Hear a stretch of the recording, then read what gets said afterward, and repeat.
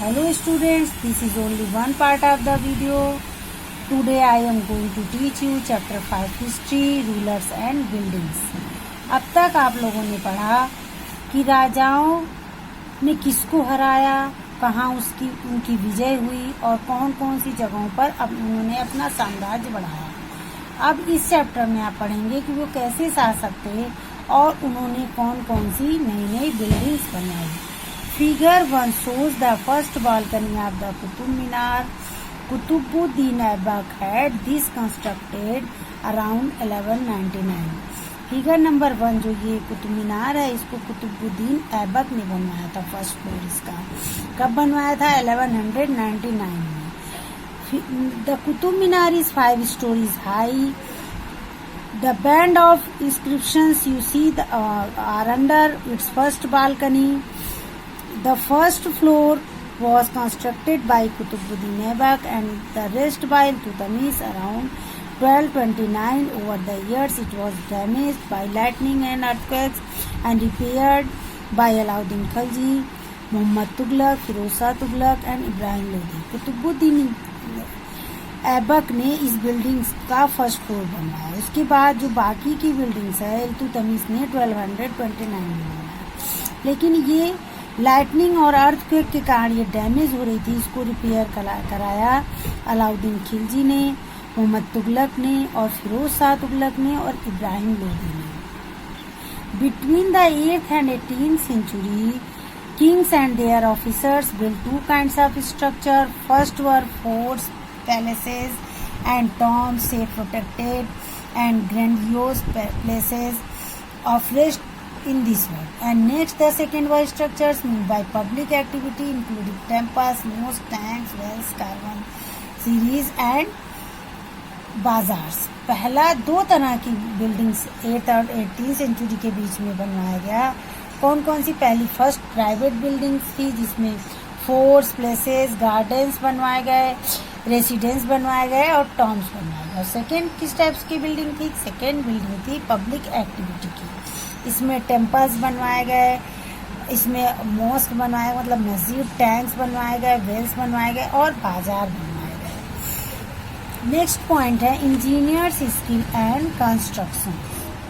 Monuments provide an insight into technology used the construction. Take something like a roof for example. We can make this by placing wooden beams or a slab of stone across 4 walls. But the task becomes difficult if you want to make a large room with an elaborate superstructure. This requires more sophisticated skills. अब हमको यदि कोई चीज़ बनाना होता है तो फिर अब हम 4 बीम लगाकर उस पर लकड़ी डाल करके बना लेते, लेकिन उन दिनों सुपर स्ट्रक्चर बनाने के लिए यह काम बहुत कठिन था। Between the 7th and 10th centuries, architects started adding more rooms, doors, windows, buildings, roofs, doors and windows were still made by placing horizontal beam across 2 vertical columns, a style of architecture called Trabeate corbel. 7th और 10th century के बीच में धीरे धीरे doors, Windows बनने लगे, room बनने लगे, buildings बनने लगी, रूफ्स बनने लगे, डोर्स एंड विंडोज बनने लगे और ये हॉरिजेंटल शेप में बनने लगे। उसके बाद 2 वर्टिकल कॉलम्स में बनने लगे। जो तो 2 वर्टिकल कॉलम है इन्हें ट्रेबिएट कहा जाता था। Between the 8th and 18th centuries, the Trabeate style was in constructions of the temples, mosques, tombs in buildings attached to large steps, wells, baolis. और जब 8th से 18th सेंचुरी के बीच में ये जो बनने लगे टॉम्स और मॉस्क्स और टेम्पल्स, ये जो बनने लगे ये ट्रेबिएट स्टाइल में बनने लगे, यानी 2 वर्टिकल कॉलम के अनुसार बनने लगे। अब देखिए इसका एग्जांपल है, फिगर नंबर 2 है। ये कुवैतुल इस्लाम मॉस्क है, दिल्ली में बनवाया गया था।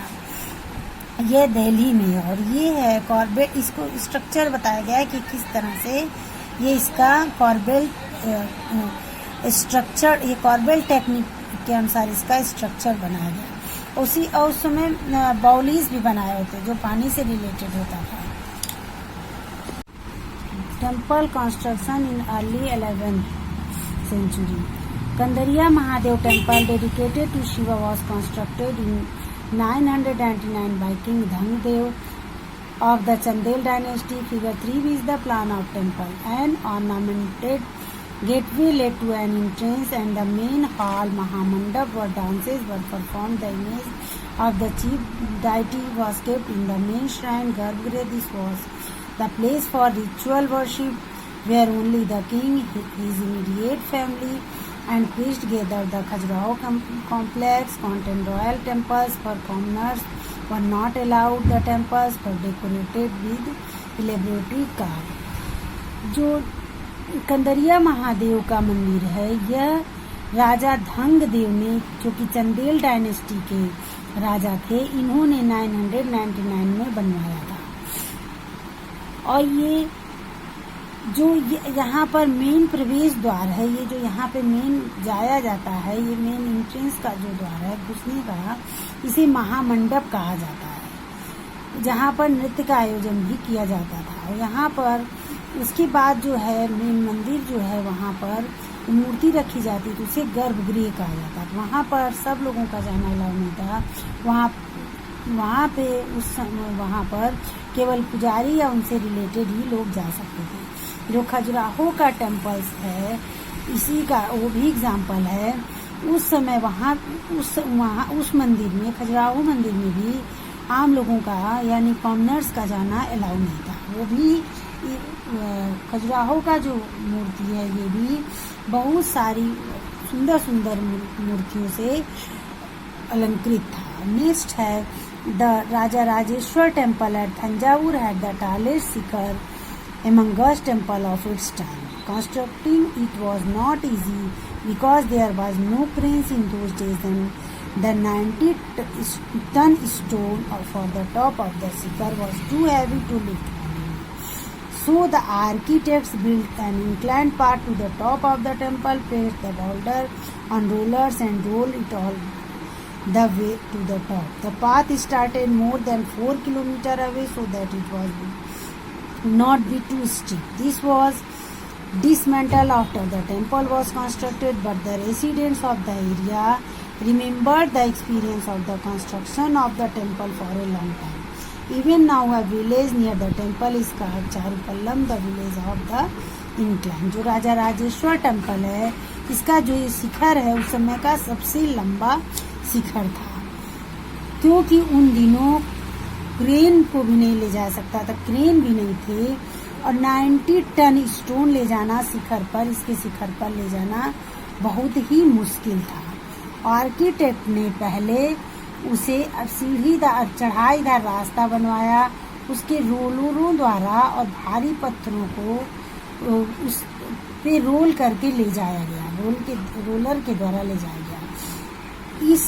इस काम के लिए 4 किलोमीटर से भी ज़्यादा लंबा रास्ता तैयार किया गया, जिसकी चढ़ाई बहुत खड़ी ना हो। मंदिर बन जाने के बाद जो रास्ता था, जो रास्ता ले जाने के लिए, रोलर के थ्रू ले जाने के लिए, वो मंदिर बन जाने पे उसे गिरा दिया गया। लेकिन उस क्षेत्र के लोगों ने मंदिर के वहाँ पे जो लोग थे, वहाँ के लोग मंदिर को बहुत दिनों तक उन्होंने याद रखा।